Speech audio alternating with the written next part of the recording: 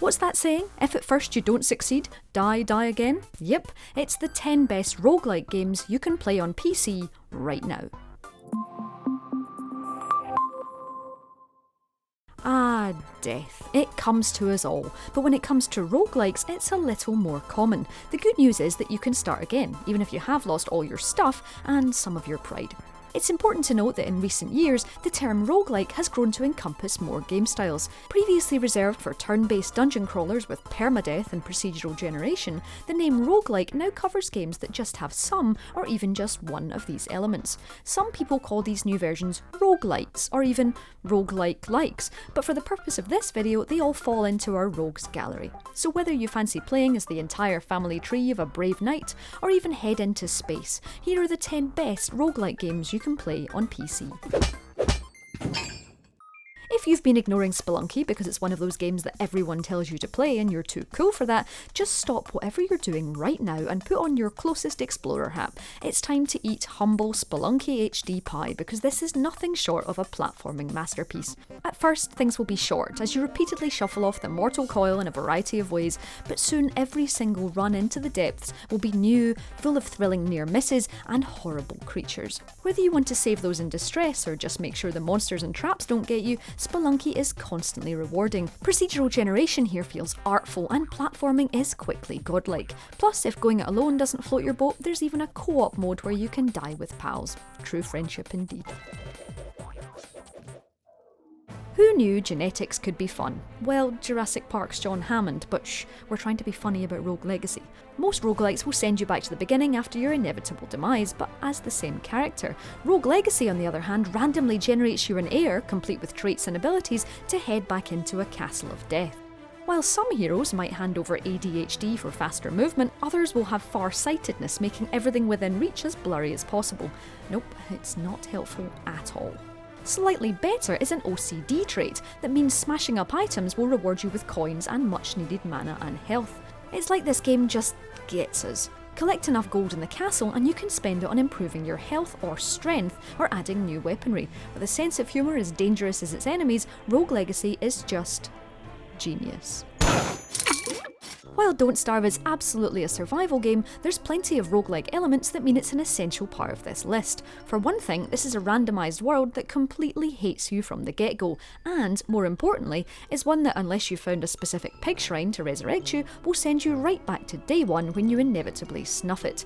It might be harsh as hell, but Don't Starve can be tamed. Trap rabbits, build machines and friendly chests, fell trees, just not that many because of the Ents, and you'll be able to survive the grim days and sanity-risking nights of this beautifully miserable world. The longer you stay alive, the longer you stand a chance of unlocking new characters to play as and also starve.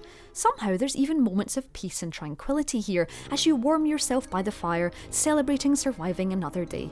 That is until the eyes appear in the dark. A cocktail of despair, insanity and Lovecraftian nightmares is how we like all our favourite roguelikes. In good news then, Darkest Dungeon delivers on all of those in spades, and even adds in some dark humour, as well as the horrible stress of not packing enough torches for your imminent trip into the nearest underground hellmouth. Here you're left in charge of a grim hamlet where you must send out heroes into the, well, darkest dungeons to find precious treasures. While your long-suffering permadeath-risking protagonists must take on all kinds of despicable creatures, you'll also have to keep their sanity in check. Keep things as light in the darkness as possible to keep them from losing their head, and you might succeed, but there are other perils waiting in the murky gloom that might send them over the edge anyway. We aren't taking any responsibility for any attachment that you might form to your heroes, and the resulting misery when they become cursed with hopelessness and start talking in the type of dark riddles that you wrote in a notebook once when you were 16. So the vast majority of the rest of this list is set deep underground with locked rooms full of despicable and often squishy creatures. But why should Earth have all the fun? Faster Than Light, or FTL to its closest addicted friends, takes all your favourite desperate roguelike action to space. Star systems can be randomly generated too, you know. FTL should come with a time-sucking health warning as you take on the task of steering a ship through space and attempting to save the world. You've got a crew to manage, a ship to fuel, and of course more ships that hate you than is comfortable at any given time. FTL is all about decisions, what to focus on, who to send where, whether to refuel or keep powering through the galaxy armed with only positive thinking and the idea that maybe this time it'll work out okay.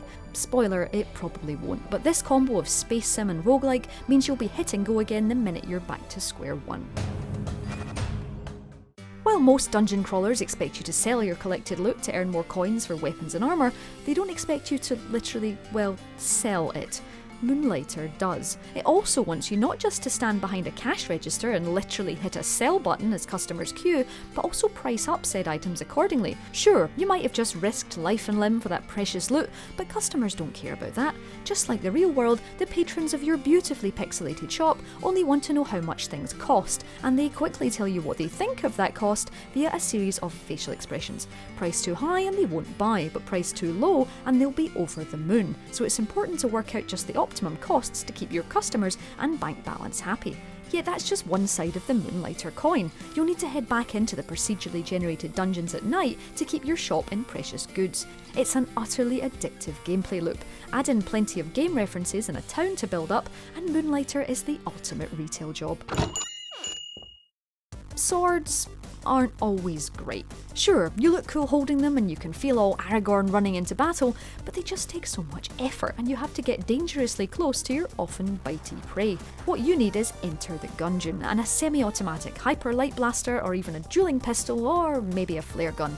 As bullet hell games go, it doesn't get much better than this. Every room of gun-themed carnage must be masterfully managed with an arsenal that might make John Wick have an actual facial expression. As with all roguelikes, there's plenty of death, but each journey into the randomised gungeon unlocks new guns and ways to play. Get rescuing, taking down enemies, doing quests and bringing down seriously tricky bosses, and you'll open up bigger and better ways to murder your way through the chaos. Don't be fooled, this gets seriously hard, but that's exactly why you're here, right? If you've played Crypt of the Necrodancer before, you're probably already systematically drumming away to Danny Baranovsky's intense electronic beats. The joy here isn't just the pixelated aesthetic, or even the singing shopkeeper, although he is wonderful, but the fact that you have to constantly move to the rhythm. Match your button presses to the music as you descend into the depths, and you'll build up combos, collect coins and take down foes, all without breaking a sweat, or more importantly, the beat. This rhythm roguelike transforms every enemy encounter into a complex dance routine as you hop around every foe waiting for the chance to strike. You can even add your own custom soundtrack and play to your favourite playlists. Even better is the fact that while you can of course play with a keyboard and mouse or a controller, you can actually go feet on with a dance mat. As you might expect, we're quite particular about our peripherals here at Logitech G, but even we're tempted. Welcome to the basement. It's cold, dark, smells horrific, and is full of unspeakable things. You're going to love it. The Binding of Isaac Afterbirth Plus is the latest in a long line of updates to the tear-filled roguelike and is as close to perfection as it's ever been. Lurking behind locked doors are seemingly unlimited upgrades for Isaac's only form of defence, his tears. Yes, it might be grim on the surface and nastier underneath, but look beyond the aesthetic and the Binding of Isaac is a lethal exercise in addiction. Every run is different. New powers, fresh upgrades, new pickups amidst the smiling feces and demonic horsemen of the apocalypse. There's card juggling, item re-rolling, chests to open and friends to make. While some will consider beating Mom as completing the game, Isaac players know that there's a lot of tears to cry before you reach the depths of Mega Satan. As trips to hell go, this can't be beaten.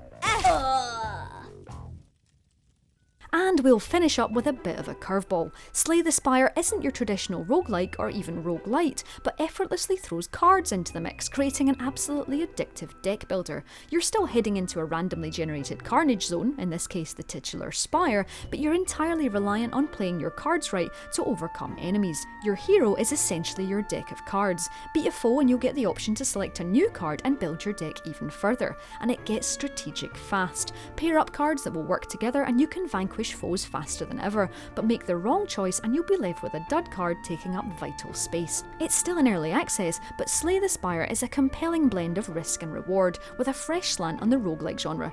You could say it's card to beat. No? No, okay. And And with that terrible pun, we're done. That's the 10 best roguelikes you can play on PC right now. Let us know if we've missed your favourite in the comments below, drop us a like if you've gone as mad as we have playing The Binding of Isaac, and don't forget to subscribe to Logitech G for more videos just like this one.